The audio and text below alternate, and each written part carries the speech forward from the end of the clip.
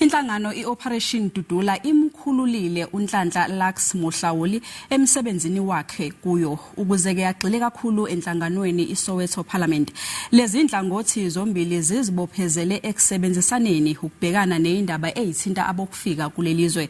Kuke kwaba nemibiko yokuthi kukhona ukungaboni ngaso phakathi kukaMohlauli neOperation Dudula. Kepha ke yena uyikhahlelile lembiko. As an attempt to ensure that the two organizations are effective in tackling some of the challenges referred to above, by agreement, the two organizations resolved to deal with these issues independent of each other, but in a complementary manner. It is public knowledge that there is Operation Dudula and there is Soweto Parliament. This media conference is meant to outline and clarify what the emphasis and focus on each organization is and will be. Most importantly, because of the workload and the multiplicity of service delivery issues facing communities, the parties have agreed to release uNhlanhla Lux to focus exclusively on Soweto Parliament and its programs. People like myself have a long way to go. History is going to, the future is going to hold me accountable.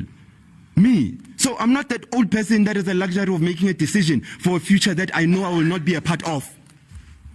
I make decisions because I know I'm young enough. The future will make sure that I'm there to answer. Don't tell me about people who can retire. I can't retire from who I am in Soweto. Go ask Coco if Lux can retire. Don't tell me about those people who can retire in politics and start farming and start saying that now the